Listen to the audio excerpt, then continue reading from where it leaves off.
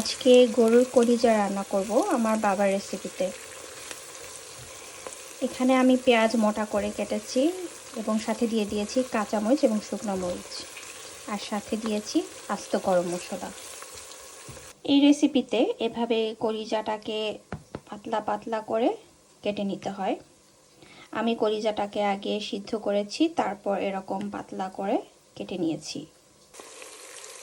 পেঁয়াজটা আমি এরকম মোটা করে কেটেছি। পেঁয়াজটা কিন্তু অলরেডি হাফ ডান হয়ে গেছে। এখন আমি এটাতে টমেটো কুচি দিয়ে দেব। এখানে আমি কুচি করে রাখা টমেটো দিয়ে দিচ্ছি। আমি এখানে 3টা টমেটো দিয়েছি। আমরা গতানুগতিক যেরকম কলিজার ভুনা খেয়ে থাকি, এটা তার থেকে সম্পূর্ণ আলাদা। এটা খেতে কিন্তু অসম্ভব মজা। কলিজা আমার অত বেশি ফেভারিট না, কিন্তু আমার আব্বু যখন এটা রান্না করতো আমি এটা খুব মজা করে খেতাম। আজকে অনেক দিন পর এভাবে আমি কলিজাটা রান্না করছি। এখানে আমি দিয়ে দিচ্ছি 1 টেবিল চামচ পরিমাণ আদা বাটা, আর দিচ্ছি 1 টেবিল চামচ পরিমাণ রসুন বাটা। টমেটোটার সাথে আদা রসুন পেস্টটাও দিয়ে দিলাম।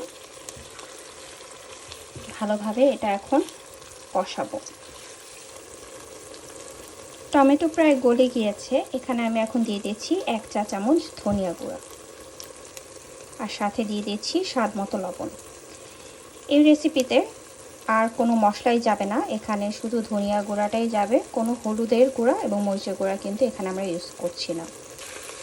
অলরেডি খুব সুন্দর একটা স্মেল চলে এসেছে। এখন আমি এর মধ্যে কলিজাগুলো দিয়ে দিচ্ছি।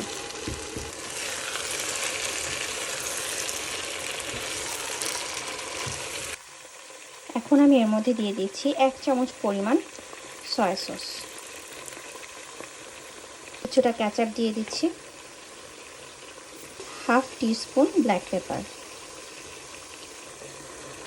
এবার সব কিছুকে মিশিয়ে দিচ্ছি।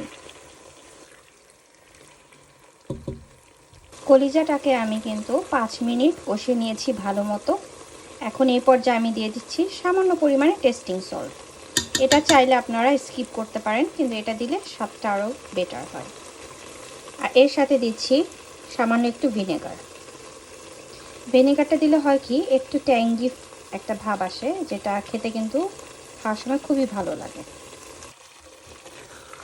এই কলিজার রেসিপিটা কিন্তু আপনারা রুটি, পরোটা বা নান রুটির সাথে খেতে পারেন। এটা রুটি, পরোটা বা নান রুটির সাথে খেতে খুব বেশি ভালো লাগে। গ্রেভির জন্য আমি এখন দিয়ে দিচ্ছি অল্প একটু পানি। এটা কিন্তু মাখা মাখা হবে, খুব বেশি একটা গ্রেভি হবে না। দেখতেই পাচ্ছেন আমি কিন্তু খুব বেশি একটা পানি দিইনি এখানে।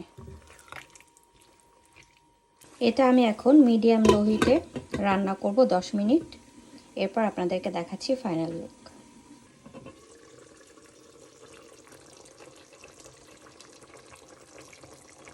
আমার রান্না কিন্তু একদম কমপ্লিট, দেখতে পাচ্ছেন একদম গা মাখা একটা ঝোল হয়েছে, খুব বেশি একটা ঝোল হয়নি।